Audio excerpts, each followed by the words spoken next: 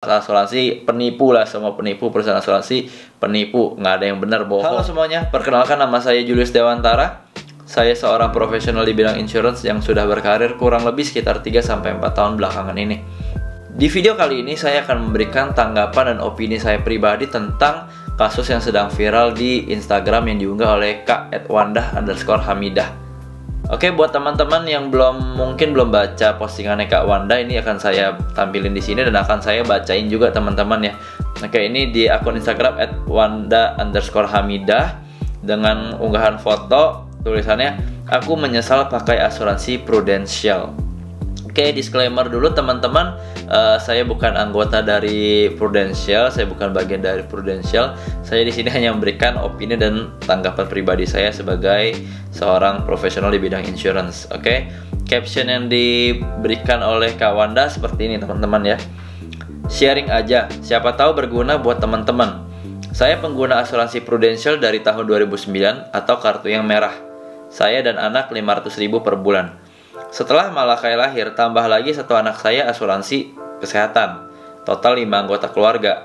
Tahun lalu, 2020, semua saya upgrade ke kartu hitam. Naik iurannya ke 750.000 dan 1 juta sekian. Hampir 12 tahun kami menggunakan asuransi Prudential, tidak pernah sekalipun kami pakai. Sampai minggu lalu anak saya yang atlet basket harus operasi lutut karena 2 tahun ini cedera dan tidak boleh berolahraga. Untuk seorang atlet ini adalah pukulan yang berat. Sampai dokter menyatakan untuk segera pulih harus dioperasi. Saya dengan percaya diri merasa aman dong ada asuransi Prudential yang dari tahun 2009 dengan susah payah saya sisihkan demi kesehatan anak-anak. Bahkan kadang telat bayar sekolah karena mendahulukan kesehatan anak-anak. Sebagai orang tua tunggal, saya khawatir terus terang kalau anak-anak kenapa-napa yang berhubungan dengan nyawa atau kesehatan mereka. Anyway, operasi anak saya diperkirakan memakan biaya kurang lebih 50-60 juta rupiah. Anda tahu berapa yang mau di cover Prudential? 10 juta saja saudara-saudara. Kalau 10 juta aja yang di cover mah nggak perlu asuransi dah. Gua ngerasa di scam, ditipu habis-habisan. Sedih dan sakit hati bercampur menjadi satu sama asuransi Prudential. Apa semua asuransi gini? Manis pas ditawarinnya aja ya. I feel like closing down all my insurance. Nah, itulah postingannya Kak Wanda Hamidah yang sampai viral banget kemana-mana, diberitakan dan jadi perbincangan juga di terutama di masyarakat Indonesia dan juga tentunya di kami sebagai profesional di bidang insurance. Oke, disclaimer lagi, jangan lupa saya bukan bagian dari Prudential, tapi saya memberikan tanggapan saya terhadap kasus klaimnya Kak Wanda ini, teman-teman ya. Jadi untuk Kak Wanda, semoga kasusnya segera selesai. Saya tidak tahu perusahaannya akan bertindak seperti apa. But anyway, ini tanggapan saya kenapa Kak Wanda kemungkinan besar hanya di cover 10 juta dan tidak di cover sisanya. Padahal sudah diperkirakan biayanya itu sekitar 50-60 juta teman-teman ya. Jadi ini saya sedikit cerita ya. Ini cerita kenapa saya mau mengangkat video ini. Karena case-nya Kak Wanda ini programnya sama dengan program mama saya gitu. Jadi memang mama saya ini sudah berasuransi lama banget, lebih lama dari Kak Wanda saya rasa. Ini lebih dari 15 atau 16 tahun yang lalu teman-teman. Jadi kalau di keluarga ini mama saya yang paling ngerti dulu ya. Dulu mama saya paling ngerti asuransi.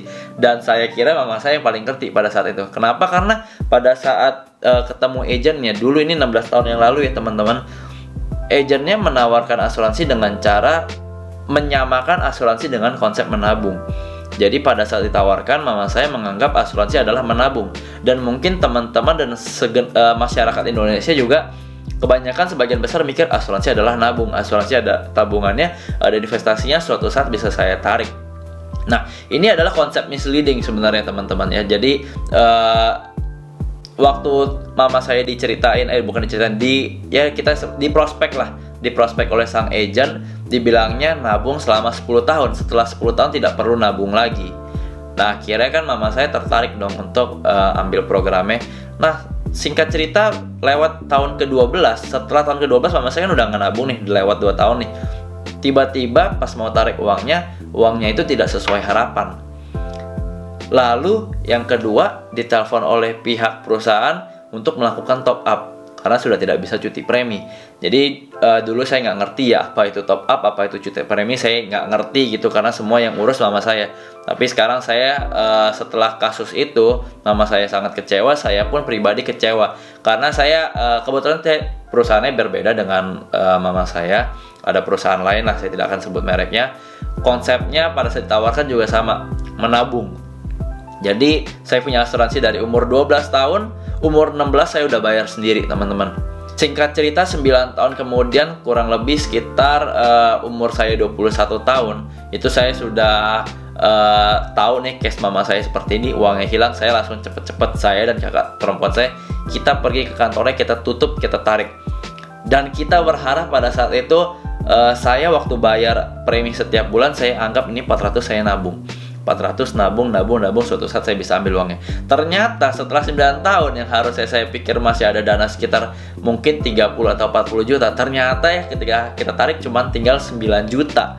Di sanalah titik dimana saya sangat kecewa dengan asuransi. Saya menganggap wah semua sales asuransi penipu lah, semua penipu, perusahaan asuransi penipu, nggak ada yang benar, bohong. Saya berkali-kali tawarin, saya selalu enggak, saya nggak mau asuransi. Tapi satu titik saya pelajarin lah dunia asuransi. Kenapa sih kok bisa seperti ini? Nah, akhirnya saya memutuskan untuk saya dalami dan saya fokusin, dan saya berharap semoga kedepannya keluarga-keluarga terdekat saya tuh nggak ada yang mengalami hal yang sama seperti saya dan mama saya gitu. Oke, back to the topic. Sekarang kita bahas lagi tentang case-nya Kak Wanda gitu. Di sini Kak Wanda cerita bahwa di tahun 2009 dia sudah menjadi nasabah kartu merah seperti ini teman-teman ya. Dan beliau cerita tahun 2020, yaitu tahun lalu, sudah upgrade ke kartu hitam. Dimana kalau kartu hitam ini kan sudah mirip ya dengan beberapa asuransi di luar, semua kompetitor kurang lebih sesuai tagihan, hampir semuanya sudah seperti itu teman-teman. Nah, cuman yang jadi problemnya case Kak Wanda ini menurut opini saya pribadi ya, saya tidak memihak manapun, saya netral, saya tidak memihak perusahaan, saya tidak memihak Kak Wanda, saya hanya memberikan tanggapan saya pribadi gitu. Kalau saya lihat timelinenya dari tahun 2009 sampai 2020, artinya Kak Wanda masih menggunakan kartu merah gitu. Jadi kalau misalnya Kak Wanda upgrade di 2020 tahun lalu, berarti Kak Wanda ini baru memiliki proteksi yang sesuai tagihan di startnya 2020. Dimulainya dari tahun 2020 dan seterusnya, itu Kak Wanda seharusnya sudah terproteksi sesuai tagihan.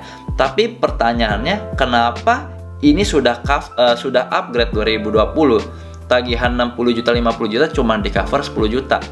Nah, ini yang saya perhatikan. Nih saya buka lagi tabelnya teman-teman.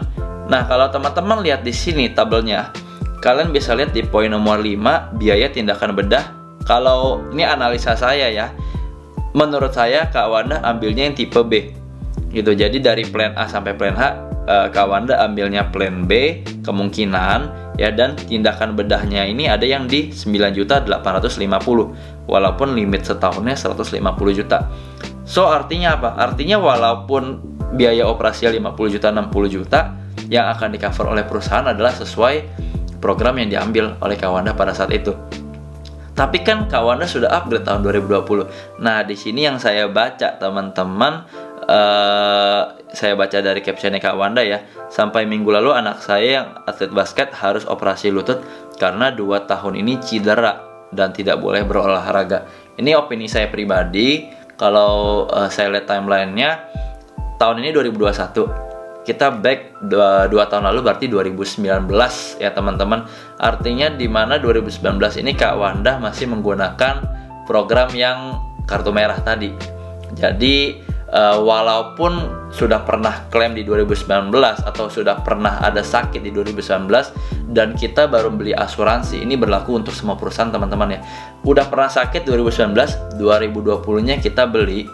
Nah, ini akan dinamakan pre-existing conditions di dunia asuransi.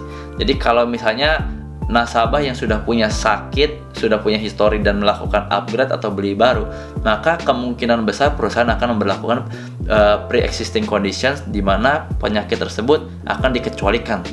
Jadi kalian boleh klaim sakit apapun kecuali sakit yang udah pernah itu. Contohnya di case Kawanda, ini opini saya pribadi, bisa salah bisa benar, saya juga nggak tahu ya. Cuman ini yang saya lihat sih seperti itu. Jadi ketika Kawanda mau klaim, perusahaan tidak memberlakukan kartu hitamnya, tapi yang diberlakukan tetap kartu merahnya karena sudah ada penyakitnya sejak 2019.